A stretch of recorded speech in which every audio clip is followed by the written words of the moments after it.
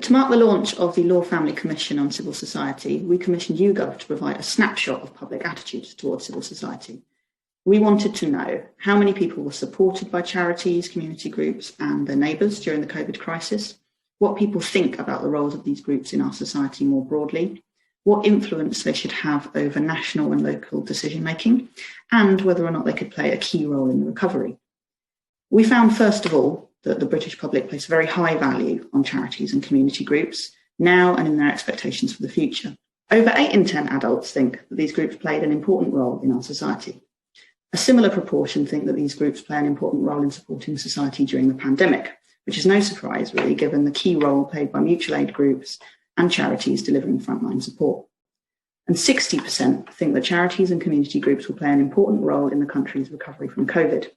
Young people aged 18 to 24 are particularly optimistic about this, suggesting that now could be a key opportunity for civil society organisations to engage young people and secure their support over the long term. Most people seem to think of charities as both effective and trustworthy.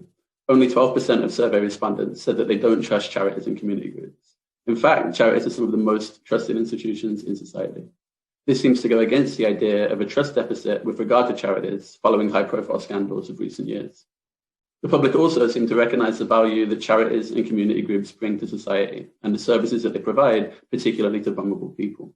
But more than this, people also advocate for the role of charities in holding the government to account, amplifying people's voices, and guiding us in developing positive social norms. For the public, the charity sector's top 3 functions include helping vulnerable people, delivering services that government does not provide, and campaigning for positive change in society.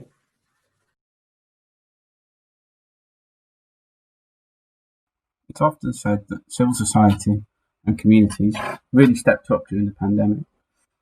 But while Captain Tom and the Clap for Carers were making the headlines, what was happening in our communities and neighbourhoods when it came to helping each other out through the pandemic? Evidence from our survey suggests 2 really interesting things.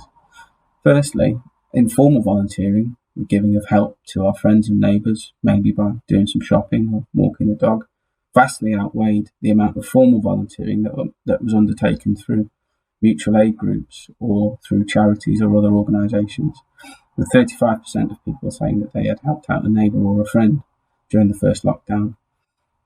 This is in contrast to only 5% of people saying they'd helped out a mutual aid group and 6% of people saying they'd helped out through a charity or other organisation. We can also see that the first lockdown significantly outperformed the second lockdown when it came to the amount of support that we were able to give to each other. During the first lockdown, around 40% of people said that they gave some help to someone who needed it, who was affected by the pandemic. And this dropped to just 26% during the second lockdown.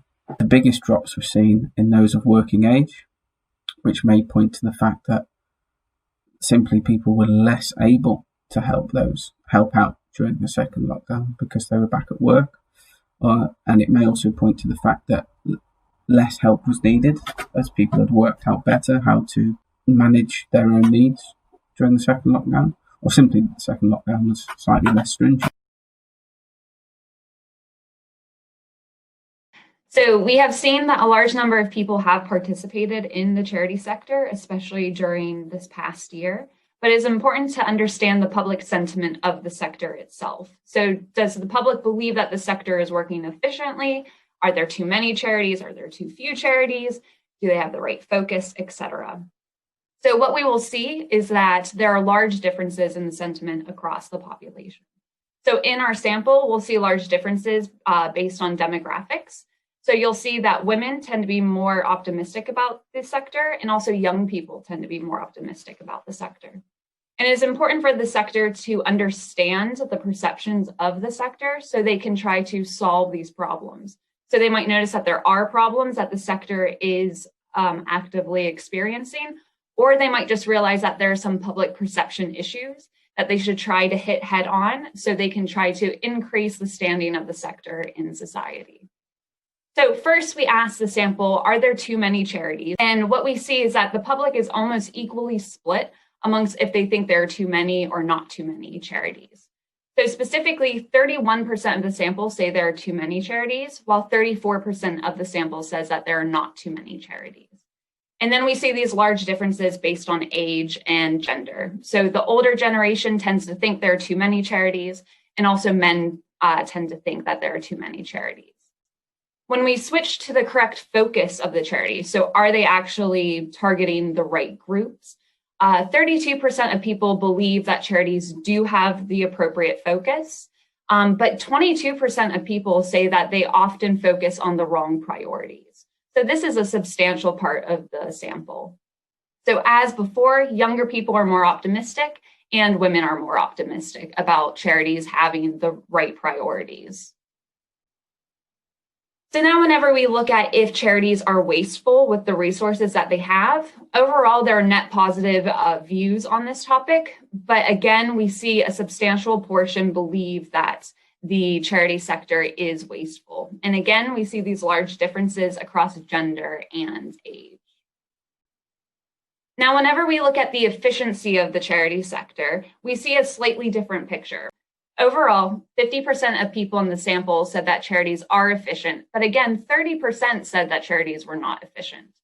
But surprisingly, unlike the other questions, we don't see differences based on age, but we do see differences in response based on gender, with again, women being more optimistic about the charity sector.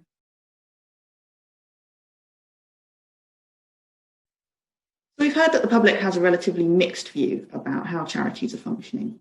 Looking at what the public thinks civil society needs to better achieve its goals, almost 3 in 5 people said that charities and community groups are understaffed. Unsurprisingly, almost half said that more funding could help with this. Over 40% suggested more support from government was necessary. But a similar proportion also said that working more collaboratively with other charities and community groups could be effective. And again, that greater efficiency in how they're run could also help. So, overall, the public holds charities and community groups in very, very high esteem, but there is a distinct sense that they could achieve more. Public perception of charities and community groups is not necessarily the same as reality, but ultimately they rely on the goodwill and support of the public, so it is important for them both to be effective and for them to be seen as effective.